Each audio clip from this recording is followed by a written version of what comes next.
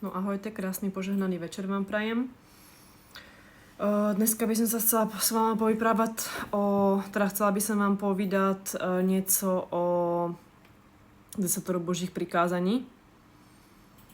Lebo mám pocit, že možno ne každý veriaci človek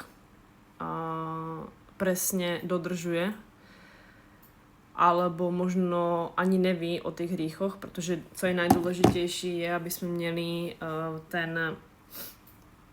sme mali vzťah s Pánem Bohem. A keď toho nemáme, tak nám nemôže ani nejako hovoriť.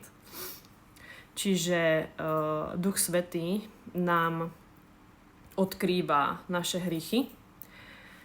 A dneska by som chcela teda rozebrať jedno prikázanie, to najhlavnejšie, a to je to prvé prikázanie. Milovať budeš Pána celým svojim srdcem, celú svoju dušu, lebo tých prikázaní je 10, ale keďže človek by si miel vlastne raz za rok by si miel spraviť generálnu spoveď, pretože nevždy sa vyspovídáme ze všetkých hriechu, lebo si myslíme, že len tak ľahko vážne si povieme, no zhrešil som takto, hen takto a dajte mi rozhrešení, to tak není.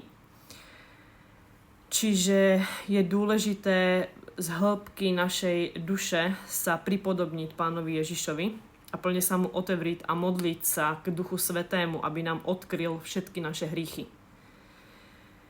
Čiže není to len tak, že nemyslel som na Pána Boha, alebo zanedbával som, alebo nemodlil som sa. To není úplné vyznanie z hriechu.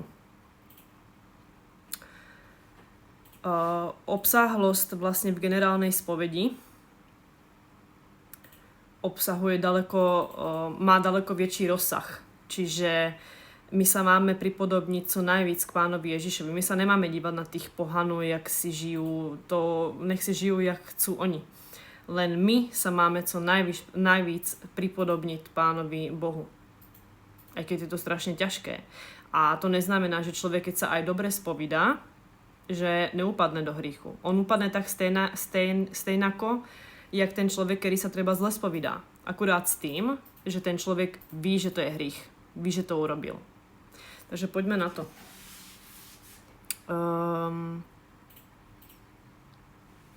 Pauzu si dám. Čiže tady to máme napísané, že stačí urobiť len jeden ťažký hriech a zomrieť v ňom bez pokánia na to, aby bola duša zatratená na večnosť. Čiže my si to ani nemusíme treba uvedomiť, že niečo sme urobili zle a nevyznali sme ten hriech napríklad, ano? Že treba si na to dávať pozor. Jak sa spovídáme. Protože ja už mnohokrát som zažila to, že keď som sa aj vypravila s nejakými ľuďma, tak verím v Pána Ježiša úplne celým svojim srdcem a celú svoju dušu a modlím sa každý den, ale mám doma sošky Budhu napríklad. Alebo mám náramky ezoterické.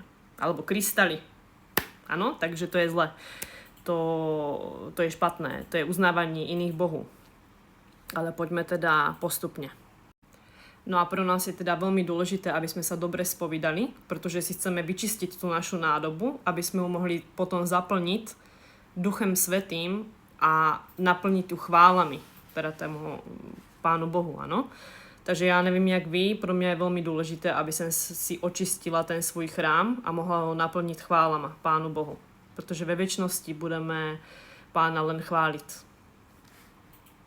A samozrejme chcem ešte poznamenať, že už keď teda dodržujeme desatoro Božích prikázaní, tak bez lásky a bez viery by to nešlo.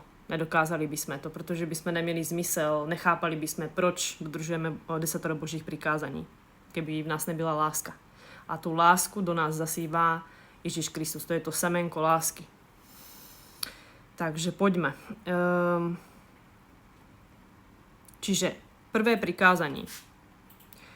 Dneska sa budeme vyprávať iba o jednom, lebo je to nadlho. Čiže ja som Pán Boh tvoj, nebudeš mať iných bohov okrem mňa, aby si sa im klaňal.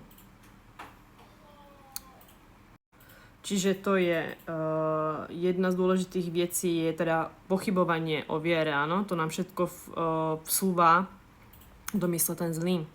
Ďalej,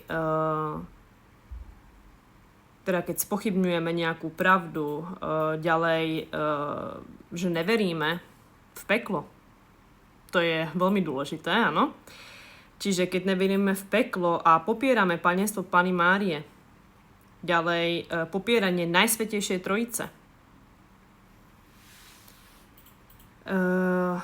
Keď treba odpadneme od viery, áno, že už len to je samo sebe hriech, ale samozrejme si to musíme uvedomiť, že nám to dáva Duch Svätý.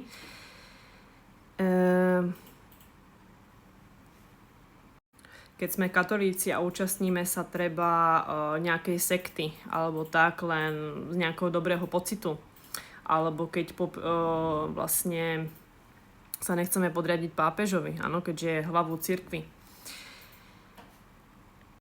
Ďalej veľmi dôležité je keď sa nepriznávame k Bohu, že sa hanbíme za Pána Boha. Veľmi dôležitý hriech. Keď napríklad súhlasíme s politikmi a hlasujeme za nich, tí, čo vlastne sú za proticirkevnú organizáciu, áno, akože nepatrím do organizácie, ktorá má proticirkevný program. Dobre, dať si otázku, či sme milovali Pána Boha nadovšetko. Keď si tak vnútorne spýtujem svedomie a či som neuprednostnila napríklad chcem sa podívať teraz si prednejší seriál pred Pánem Bohem, že nebudem sa modliť, lebo nemám čas, nemôžu sa teraz modliť. To všetko je hriech. Vždycky na prvé míste, prvé prikázanie, vždycky na prvé míste musí byť Boh. Potom, lebo on je strojcem úplne všetkého, takže keď ty dáš prednosť niečemu pred Pánem Bohem, tak on ti to môže rýchlo ziť. Áno, takže o co som sa tady do včelku teda snažila. To je to dôležité. Ďalej, keď zaprieme Boha pred ostatnými, pred skupinkou ľudí, ktorí neveria a robia si srandu, tak aby sme zapadli, tak aj my si budeme robiť srandu z Pána Boha, takže to je veľmi špatné. A ďalej, keď sa nám nedarí a máme zlé obdobie a začneme obviňovať Pána Boha, že ty mi nepomôžeš, to je všetko kvôli tebe, keby sme miloval, tak mi dáš toto a toto a nedal si mi to, kašlem na tebia. Áno, to sú všetko vážne previnenia. Ďalej, že či stále len prosíme Pána Boha, ale neďakujeme mu. Ďalej, keď máme pôstne obdobie, áno, a keď sa teraz spýtujeme samých seba, že ako sme žili, či sme si užívali zábavu, alebo sme jedli mäso, alebo tak. Tým pôstnym obdobím som myslela samozrejme, keď Pán Ježiš 40 dní bol na púšti a bol pokúšaný diablem, tak to je pred ukrižovaním. Vy mnohí nevedeli teda samozrejme. A toto obdobie by sme sa mali zdržovať teda mäsitých pokrmu. Samozrejme, co nám robí nejakým spôsobom, ja bych to povedala, že vlastne trpíme s Pánem Ježišem. Ano? Že napríklad ja mám strašne ráda čokoládu, tak sa budem zdržovať čokolády, lebo je to vlastne púst.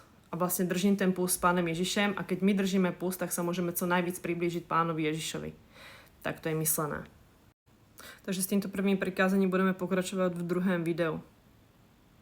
Takže zatiaľ. Čau.